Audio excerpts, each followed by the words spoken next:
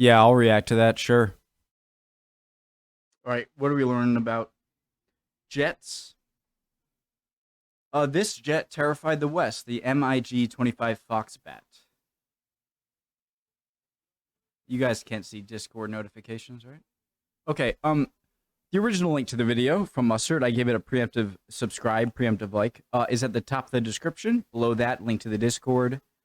Looks like they do have a sponsor, Curiosity Stream. They sponsor a lot of people. Make sure to use their code if it interests you guys. All right, help them out.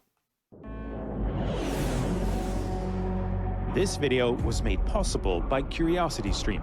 Watch thousands of high-quality documentaries and get access to my streaming service Nebula using the link in the description. In November 1971, two Israeli fighter jets raced to intercept an unidentified aircraft. The F-4 Phantoms are among the fastest fighter jets in the world. But they're not fast enough, because they're chasing a MiG-25, a plane that can fly so fast and high it can outrun any fighter or air defense system. For nearly a decade, the Soviet Union's MiG-25 will remain a complete mystery and leave Western intelligence scrambling for answers.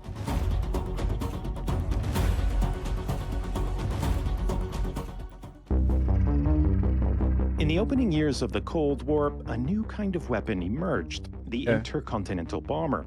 An aircraft with enough range to reach nearly any part of the world to deliver a nuclear strike. America's first intercontinental bomber not only flew further, it flew higher and faster than any bomber before it, making it extremely difficult to intercept. And it started a decades-long trend of building strategic bombers that flew ever higher and faster. Guys, question. I wonder when, because you never see those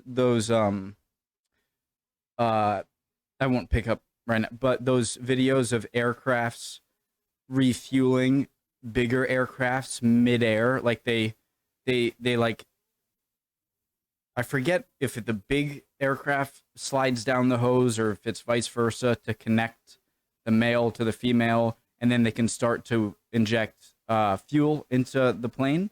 And so I wonder when the first time they thought of using that. Was it, Cold War era, so that they could have planes permanently in the air to refuel for potential nuclear something? The Soviet Union responded by building increasingly capable fighter interceptors to try and stop them. But by the late 1950s, Soviet intelligence had learned that the Americans were developing a new state-of-the-art bomber that would fly so high and fast, it would render the entire Soviet Air Force virtually obsolete. The XB-70 was so cutting edge that only a few years earlier it would have been impossible to build. But the Americans were aiming to have the bomber ready in just a few short years. For Soviet leadership, a sense of panic set in. As the largest country in the world, there were over 22 million square kilometers of airspace to guard. And at any moment, American bombers could emerge from the north, or from bases in the east, or NATO-allied countries in the west. And only a handful of supersonic bombers would be enough to overwhelm air defenses. The Soviet Union would have just a few short years to design and build a new interceptor to match the incredible performance of the upcoming B-70. It would have to be as fast as Soviet ingenuity could make it. If I'm remembering right, doesn't this plane, the white American one, or whatever, the non-Soviet one, wasn't it really short-lived, like only a few years, and was it even used in combat? And developed in record time. But to effectively guard the country's enormous airspace, they'd also need to mass-produce the new jet by the hundreds. The MiG-25 was the Soviet Union's answer, an interceptor that would overcome the odds with brute force. To catch the XB-70, engineers would need to equip the MiG with enormously powerful engines. But there wouldn't be time to develop new ones. Instead, they'd make do with a turbojet originally built to power cruise missiles and reconnaissance drones. They were the largest engines ever put on a fighter, but they were essentially disposable. It meant that initial versions of the MiG had engines with a service life of just 150 hours. At intercept speeds, the MiG-25... I'm starting to hear like 1 year, 100 days. 25 would Hours. have to withstand serious kinetic heating, with some parts reaching engines with a service life of just 150 hours. Jesus. At intercept speeds, the MiG-25 would Like have to 6 withstand days. serious kinetic heating, with some parts 7 days. reaching 300 degrees Celsius. But lightweight, heat-resistant titanium was just too difficult to produce on a mass scale. So engineers built the jet largely out of heavy nickel-steel alloy. I always, guys, I love these. I love asking questions about this stuff, and there are actually some of you in the comments of some of these videos that know what you're talking about, and that think that's so cool. That some super smart people, even if you looked it up or even helped me out. But so I always notice the fronts of these aircraft always looked kind of old, especially when you see the new, what is it, F-35 Raptor, whatever, like the newest gen, whatever newest American aircraft is. It has like a much less pointy and doesn't have this antenna, but you can see, so there's like a radar thing in there, and then that must be an antenna for the radar. But why put the radar in the front of the, actually that's exactly where you'd want to put it. But what if you're trying to search your radar like in all directions? Why just forward? Is it a missile guiding system that can like keep radaring like back to a plane it's trying to hit so that it can correct the missile? I don't. But lightweight, heat-resistant titanium was just too difficult to produce. I'm talking about this thing right here on the nose, this like little satellite dish. On a mass. But lightweight, heat-resistant titanium was just too difficult to produce on a mass scale.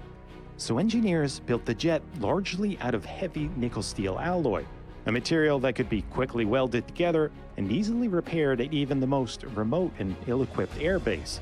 But it meant that the more than 40,000-pound jet could never be maneuverable, a characteristic considered irrelevant for its mission.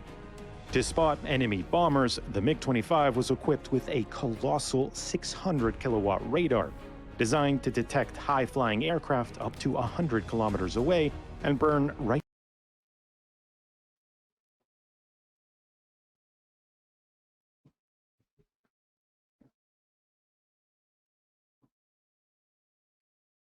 I get too excited and I pulled this out.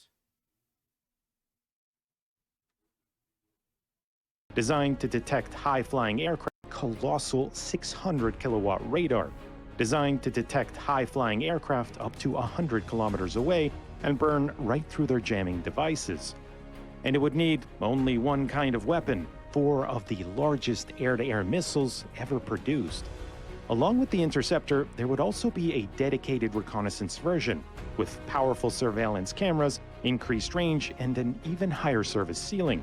Some versions could even be equipped for high-altitude bombing. But the vast majority of MiG-25s would be built as dedicated interceptors. Mass production began in 1969, and at one point, 100 MiG-25s were rolling off assembly lines every single month. The MiG-25 would fly higher and faster than any combat jet in history, and it would have a profound effect on the Cold War, just not in the way the Soviets were expecting. Question, guys. Do you think, and I asked this, okay, do you think it would be possible to have a collapsible, I want to see if I can get a profile view of a plane, a better profile view. That's good enough. But to have like a big rod, like a rod, like from here, like behind, or like a meter behind wherever, you know, the cabin ends, down this way, that can fold up and unfold blades, and then have a motor that can rotate them incredibly fast, so that you could take off as a helicopter in order to get enough altitude where you would have time to undeploy, to basically free fall while the helicopter blade and spinning shaft fold back into the aircraft, and then start the engine. You're in the air already, and then boost off that way. I don't really see how it would work for landing, because then you'd have to kind of go up really high and then free fall while that comes out, and I don't know how that would work. But for takeoffs, is that possible? Just get like just get a folding up rotator helicopter thing that gets you up to like 10,000 feet, and then free fall enough time to fold it back in and then start the jet. Is that possible, you think? I don't know. In 1969, and at one point, 100 MiG-25s were rolling off assembly lines every single month. The MiG-25 would fly higher and faster than any combat jet in history, and it would have a profound effect on the Cold War, just not in the way the Soviets were expecting. In 1967, the Soviet Union put on a massive air show, and they made sure the Americans were watching. The event was even broadcast in English for Western audiences. The Soviets unveiled several new aircraft for the very first time, but they saved the best for last. In the final 10 minutes, 3 prototype MiG-25s were sent roaring past the audience. It was the first time anyone outside the Soviet Union would see the new aircraft. And for Western intelligence, it set off alarm bells. The grainy footage revealed an aircraft with all the hallmarks of an agile fighter. The unusually large wings suggested extreme... Question, sorry. I have to ask it or I won't be able to pay attention. 1967 October Revolution air show for the Soviets. When do you guys think, especially if you lived through it, I don't know if any of you guys are old enough to have been like 20, 18 years old at the start of the Cold War. You'd have to be like born in 1930, which is almost, that's like, so maybe. But what do you think was the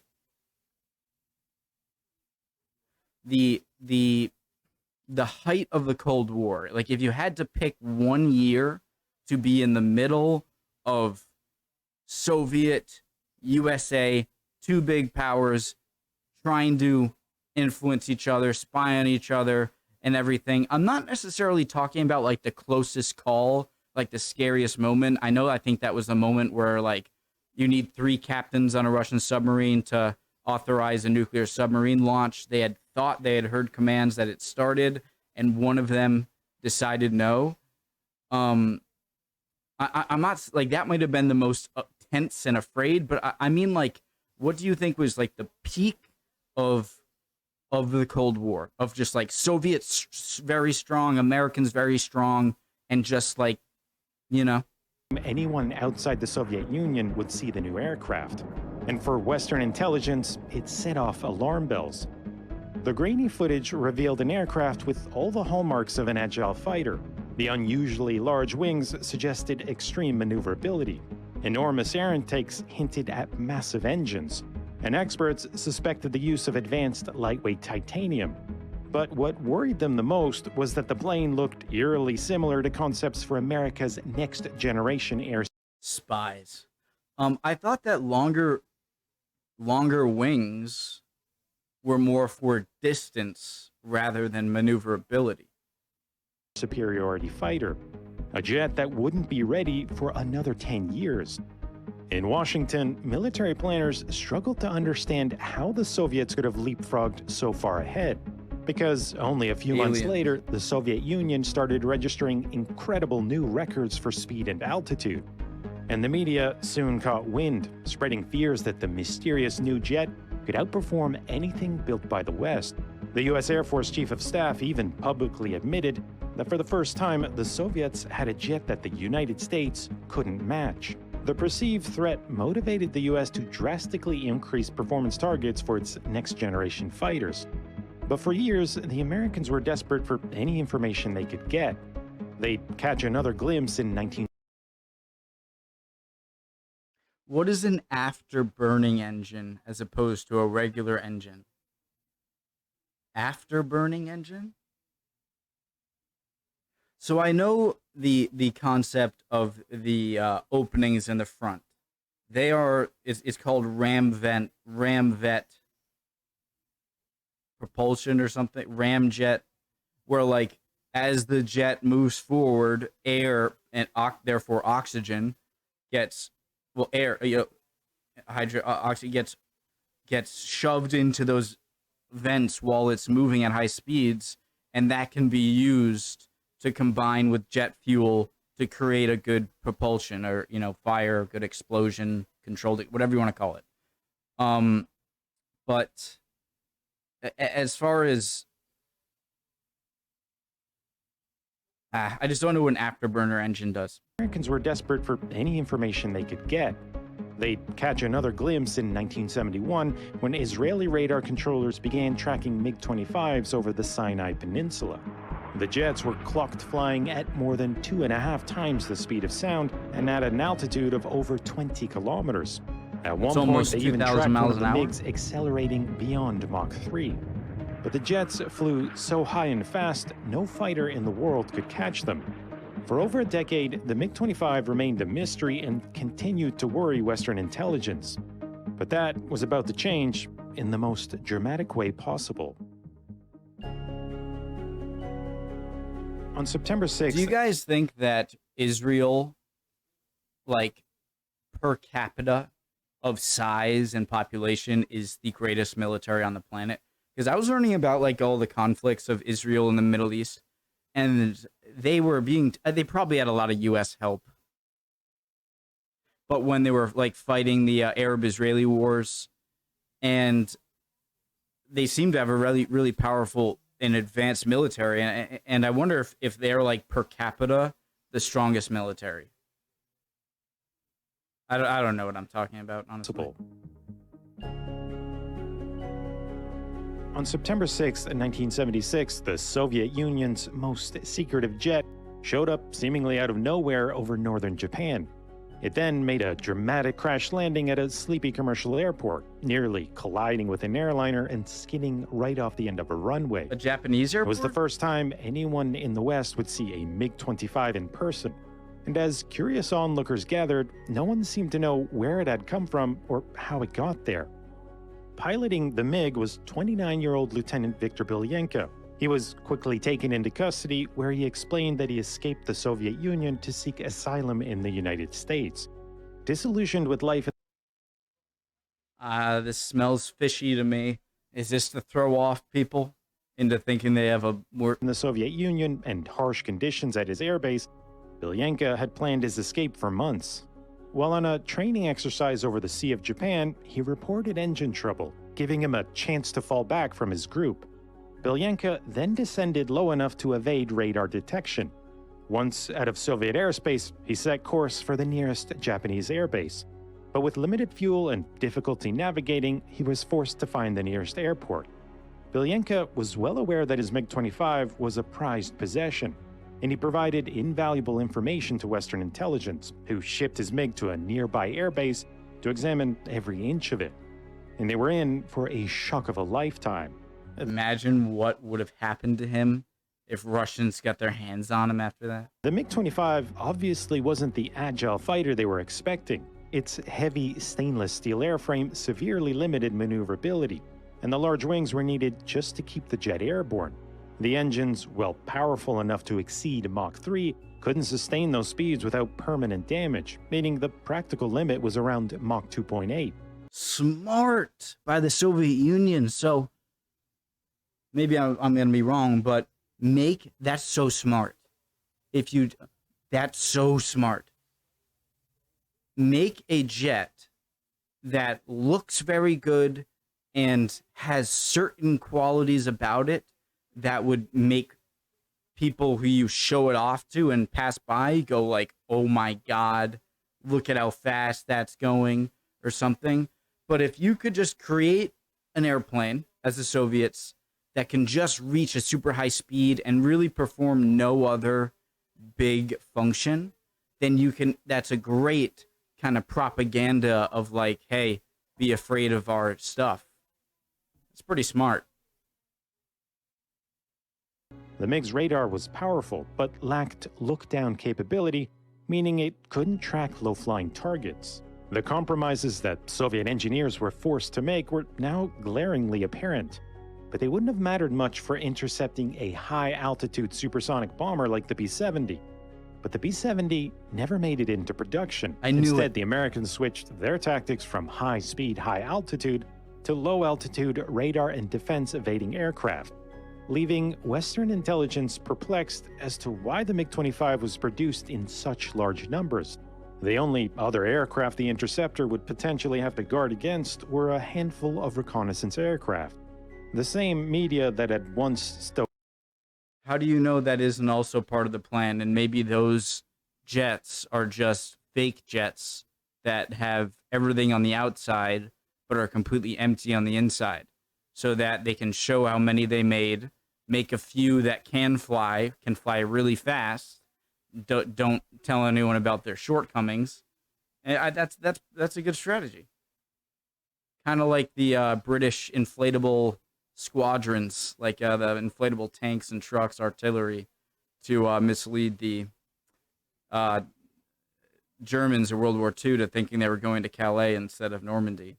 Fears about a Soviet superplane now openly mocked the MiG-25 as a crudely built machine that was more or less useless in combat, an inferior aircraft that proved that the Soviets were behind in technology. Or Belenko's defection outraged Soviet. all right, this is my last thing. Or that could be the Soviets sending this guy to feign that he's looking for asylum, just to give him the idea that it's much weaker than it is. But I think it's still my first one. That's my last theory. Leadership, who demanded that he return to the Soviet Union along with the stolen MiG. Instead, Belenko was granted American citizenship. I wouldn't go while his back. MiG was sent back to the Soviet Union in dozens of pieces.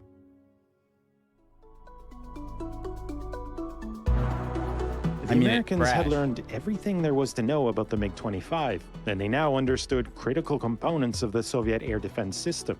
With the MiG-25 so thoroughly compromised, Soviet engineers had to work around the clock to modernize the aircraft, equipping the MiG-25 with more powerful and reliable engines, a more sophisticated. Okay.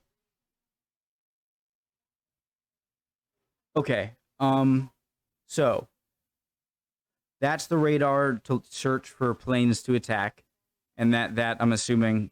Like, I never liked the front of these 90s, early 2000s jets. They just looked old to me, and I didn't like the antenna. But so that's what that's for. That's in some antenna equipment. That's the driver's seat over there. I'm sure that's like some electronic stuff with another little antenna there. And then you can see right here where it slides down. So you have the front part, and then at the chair of the cockpit, you have this thing which is where the oxygen that you ram into, that the jet rams into in the air, goes right into this vent. I'm sure is mixed with jet fuel to create whatever that then shoots out the back at tremendous speeds, which then propels the plane forward. Am I more or less sort of right? Sophisticated look-down radar and the ability to field a wider range of missiles. Meanwhile, older versions of the jet because that's essentially what a missile is, right? A missile or a fighter jet. It's basically, it is propelled by sustaining an explosion and just pointing the ejection of that explosion in a controlled direction to control where it propels you. That's sort of, basics what it is, right? A closely guarded secret were exported to other countries. In all, nearly 1,200 MiG-25s were produced.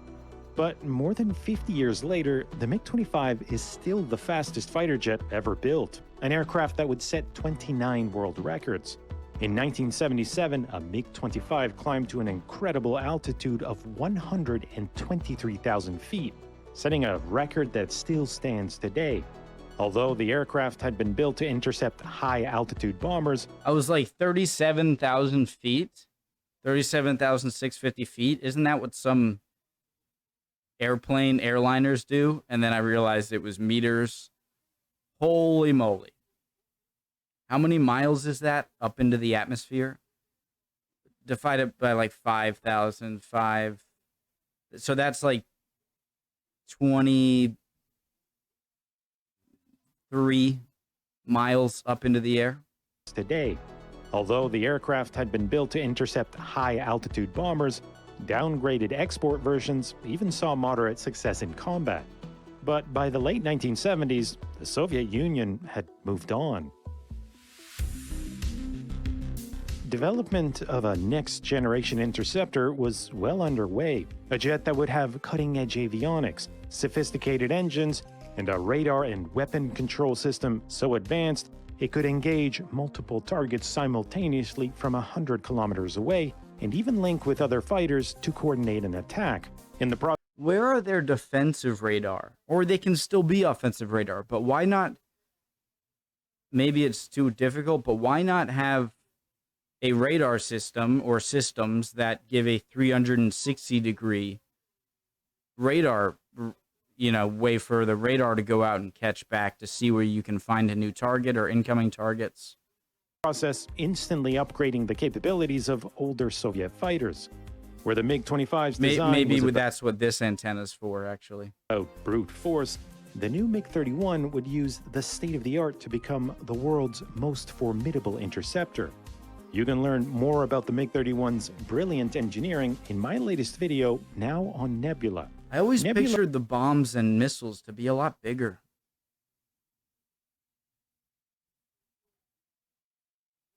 Is where you can... But I think I'm just picturing the B Super Fortress bombs, or what is it, B-52? B-2 bomber, B something? watch a growing number of my exclusive videos, like a bizarre proposal that would have seen the MiG-25 turned into a supersonic business jet. Nebula is where YouTube's top educational creators upload new videos every jet. Nebula is where YouTube...